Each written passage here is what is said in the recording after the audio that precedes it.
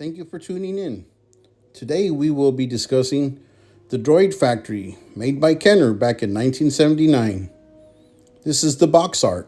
Looks pretty great, right? And here's some of the artwork on the side with the young man in a turtleneck playing with the crane and the various parts, etc., yada yada.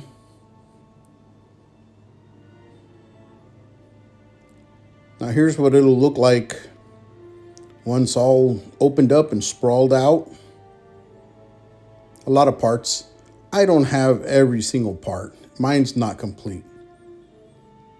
Now it would come normally with this Droid Maker Blueprints booklet to show you, I don't know, I think it was said 5 droids all at once, but why would I want to make this?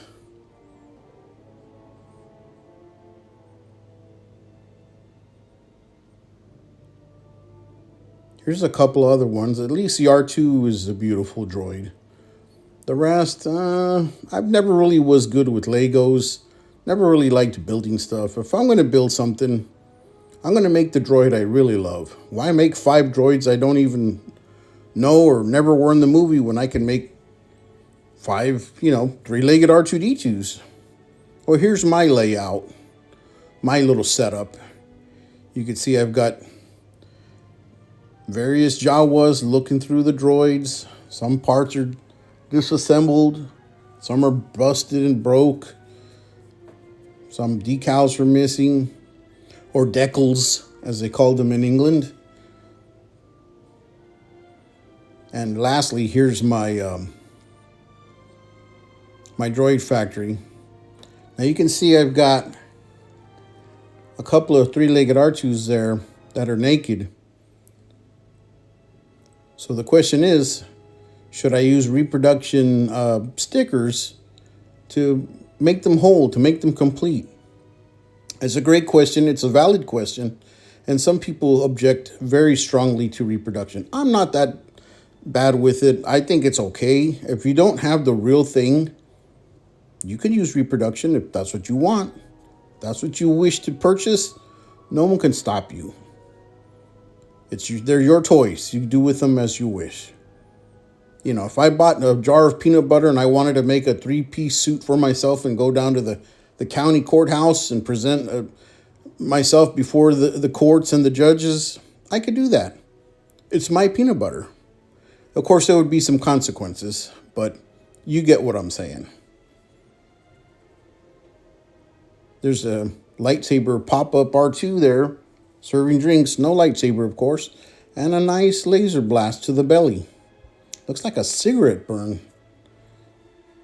How the hell did that get there?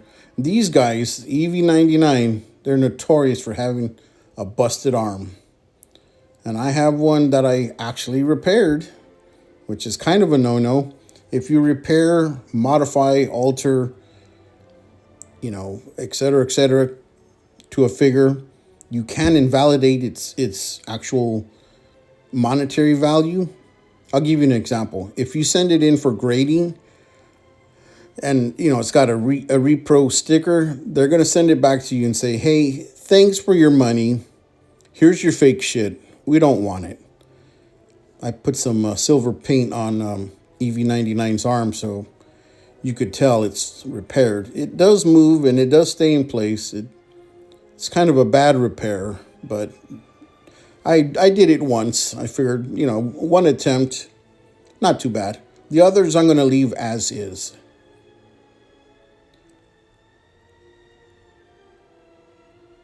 I do have some busted up droids, and some I actually bought them that way.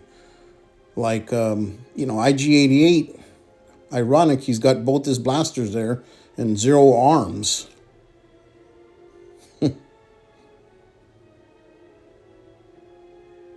And those Stormtrooper helmets, they're not the real thing. That's the only thing repro in this whole setup here.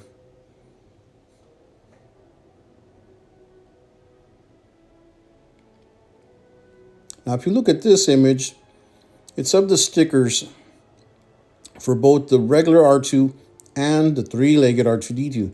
As you can see, if you notice clearly, or very intently, I should say, they're swapped, they're mirrored. So that's why, one reason why you may not want to use reproduction, unless you're sharp with your gadgets and you press a button that will mirror the image before you print it.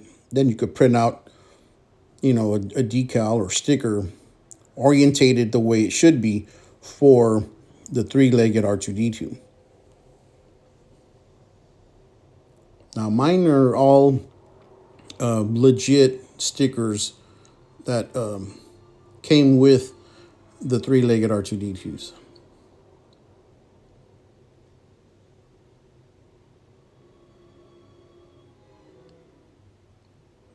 Now here's what they look like. Very super thin. I call them onion skins because they're so delicate. They're so fragile. And I'm going to use school glue to fix them. Why not? I'm going to adhere them with this glue. Now, if you want to get technical and fancy schmancy, go ahead and get that rubber cement, which is acid-free and designed for, photography and preserving documents to where, they're acid-free and won't be damaged. You can go that extent if you like. I'm using school glue. And here's my two guys that are naked there just sitting around. Now here's more of my three-legged R2D2s and various other droids. Some busted, some broken, some missing things. Arms, breathing hoses, etc., etc. Okay, well now you can see this is what they look like after being glued. Not perfect, but hey, at least they're original and they'll stay in place. They're not too bad. I'm happy with them. Now, if you want to use repro, that's up to you. I still have two blank bodies just laying around, and I could do that if I wished, but it's not my desire at this time. Now, here's an interesting little factoid in this image I'm going to show you. It shows the three-legged R2D2 sticker from the Palatoy version, and it has something that looks like ocean waves on the very top line. Instead of a straight line, you got this little wavy pattern. And I learned that from Steve Evans and his channel. Go check him out. That's where I took the screen grab from his video. And he does a really deep dive and has an interesting story from childhood. Check it out.